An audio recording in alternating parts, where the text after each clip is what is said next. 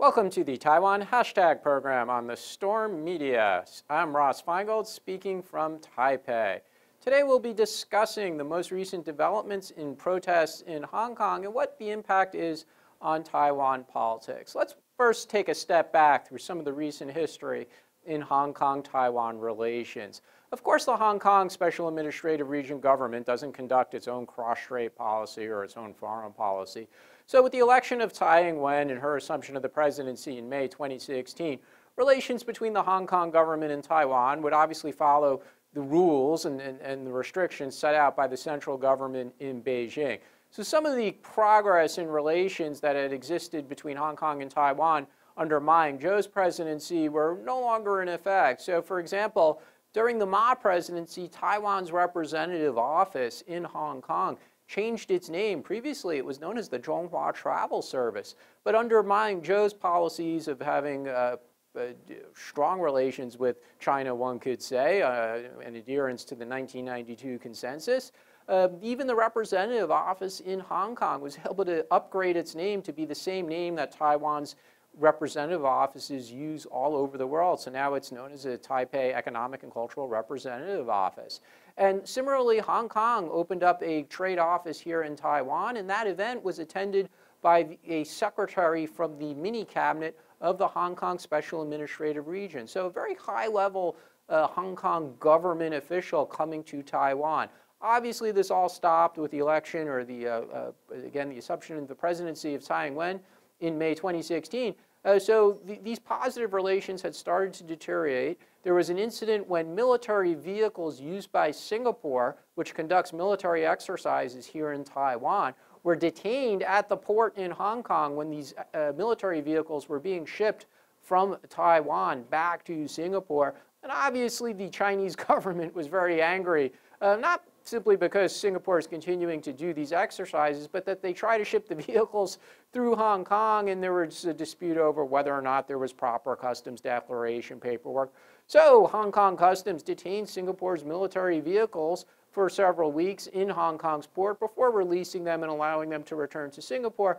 But again, this had an impact on Hong Kong-Taiwan relations, and this has continued in the subsequent years, and we see that even Taiwan legislators who support the DPP or members of the DPP or otherwise are outspoken on Taiwan identity issues have been prohibited from visiting Hong Kong. In fact, some of them were stopped in the Hong Kong airport after already flying to Hong Kong.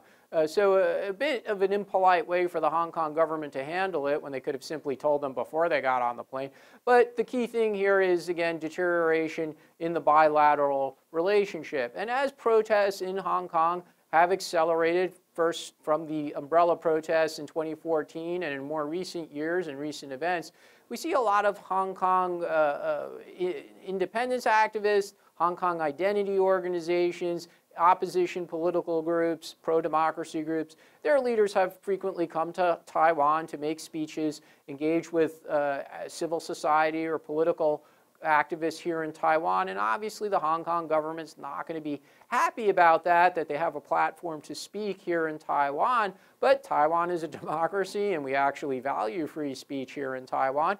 So, of course, organizations here are free to invite such personalities from Hong Kong to speak. So, in the recent months, Taiwan's role in the Hong Kong protests, well, as many of the viewers will know, the genesis of the extradition bill proposal in Hong Kong was because of a murder incident here in Taiwan involving a young couple from Hong Kong, where the man was accused of murdering his girlfriend on a holiday here in Taipei. He then returned to Hong Kong, where he was subsequently arrested, but due to a lack of an extradition agreement and no other legal basis in the absence of an extradition agreement between Hong Kong and Taiwan, Carrie Lam, the chief executive of the Hong Kong Special Administrative Region government, proposed this legislation that would provide a basis for Hong Kong to extradite people to jurisdictions such as Taiwan or China with which Hong Kong does not have an extradition agreement. So it would be a unilateral process in Hong Kong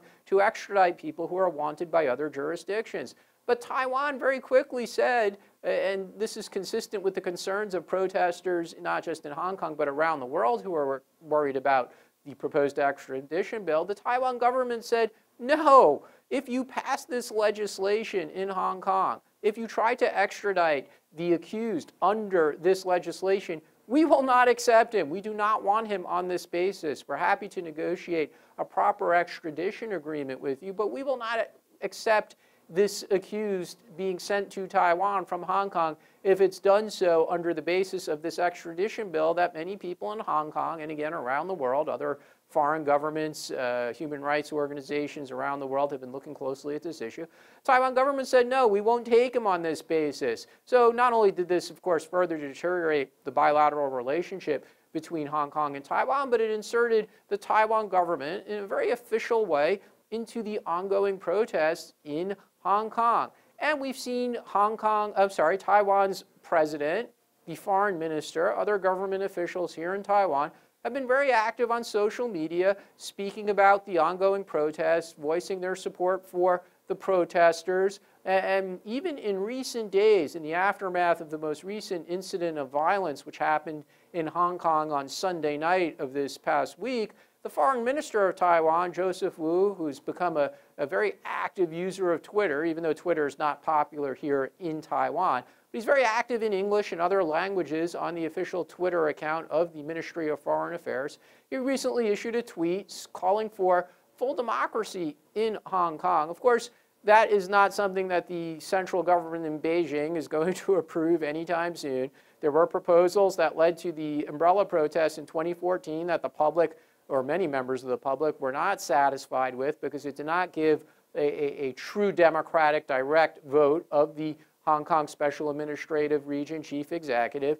So full democracy is certainly not something that's going to happen anytime soon in Hong Kong, but the foreign minister here in Taiwan has issued a tweet calling for democracy in Hong Kong, and this is again part of the pattern of support from the Taiwan government for the protesters in Hong Kong.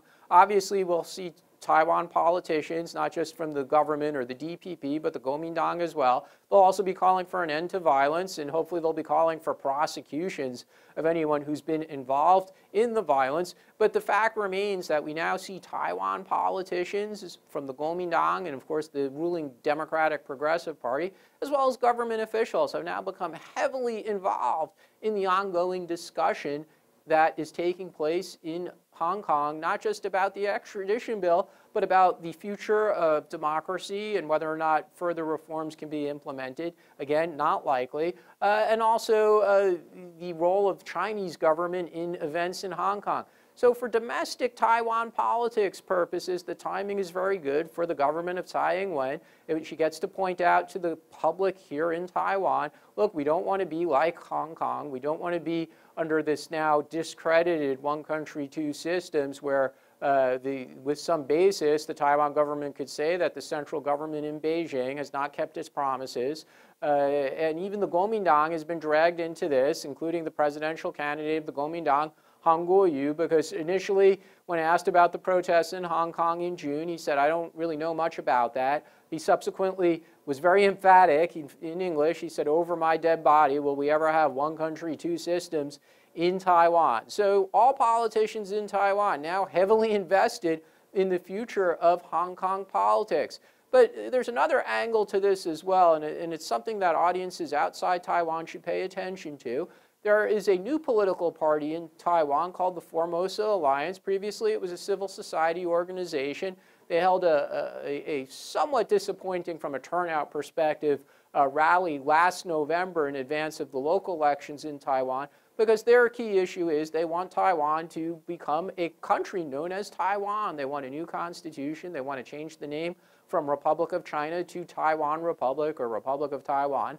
And they want to have a referendum on this. They feel that President Tsai has not been enthusiastic enough about separating Taiwan's identity from China. They're saying, President Tsai, you don't support a referendum to change the constitution. You don't support a referendum to change the country's name. We want to be more aggressive on the identity issues and on the independence issues. So there is an element from that portion of Taiwan's political discourse that feels that the DPP has been too conservative on these issues, notwithstanding President Tsai's frequent posts to social media or her public speeches where she talks about safeguarding Taiwan from China's threats, safeguarding Taiwan's democracy. But for the Formosa Alliance, they feel she is not aggressive enough on these issues. So they're going to be running legislative candidates in Taiwan's upcoming Legislative Yuan election, which will take place on the same day as the presidential election, January 11th. They're also talking about running their own presidential candidate.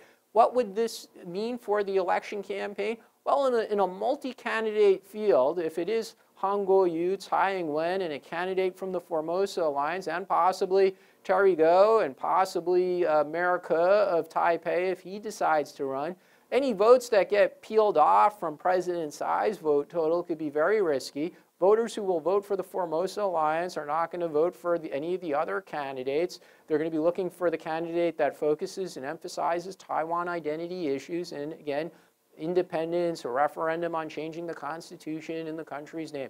So the other candidates in the field are not going to be to their liking other than President Tsai or a Formosa Alliance candidate. So if the Formosa Alliance does in fact propose its own candidate, it might peel off votes from President Tsai. In a split field, this could be very risky for President Tsai. So we should be watching what is going to happen in this portion of the electorate. Will they ultimately still support President Tsai with the enthusiasm that one would hope they would give a candidate who really is still from their side of Taiwan's politics? Or are they going to try and run their own candidate and ultimately do some damage to President Tsai and put her in a more risky position in what, as of now, looks like will be a very close election? I'm Ross Feingold, and you've been watching Taiwan Hashtag on the Storm Media Group.